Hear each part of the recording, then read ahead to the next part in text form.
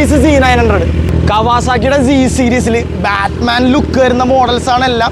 Z250 തൊട്ട് ZH2 വരെ. Kawasaki Z900ന്റെ ഫാൻസിന്റെ കാര്യം ഞാൻ പ്രത്യേകിച്ച് നിങ്ങളോട് പറയണ്ടല്ല. നിങ്ങളുടെ അഭിപ്രായം എന്തായാലും കമന്റ് ആയിട്ട് അറിയിക്കുക. ഇപ്പോൾ നിലവിൽ നമ്മുടെ കയ്യിലുള്ളത് 2022 മോഡൽ ജസ്റ്റ് 8000 കിലോമീറ്ററുടെ സെക്കൻഡ് ഓണറിലുള്ള Z900 ആണ്. നിങ്ങൾക്ക് നോക്കാം, നല്ല മിൻ കണ്ടീഷനാണ്. വണ്ടിയുടെ ബോഡി ക്വാളിറ്റി ആണെങ്കിലും എൻജിൻ ക്വാളിറ്റി ആണെങ്കിലും ഒക്കെ പക്കയാണ്. വണ്ടിയിൽ അത്യാവശ്യം ആക്സറീസ് ഒക്കെ ഉണ്ട്. നിങ്ങൾക്ക് നോക്കാം, റേസ് ഫിറ്റിൻ്റെ എക്സോസ്റ്റ്, അതുപോലെ കസ്റ്റം സീറ്റ്സ് സംഭവങ്ങളൊക്കെ ഉണ്ട്.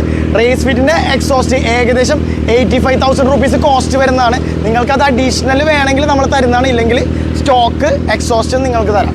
റേസ് ഫിറ്റിൻ്റെ എക്സോസ്റ്റ് നിങ്ങൾ കേൾക്കണം. നേരത്തെ ഞാൻ ഒരു പ്രാവശ്യം കേൾപ്പിച്ചിട്ടുണ്ട്, എന്നാൽ ഇതിൻ്റെ ജസ്റ്റ് ഒന്ന് കേട്ടോ.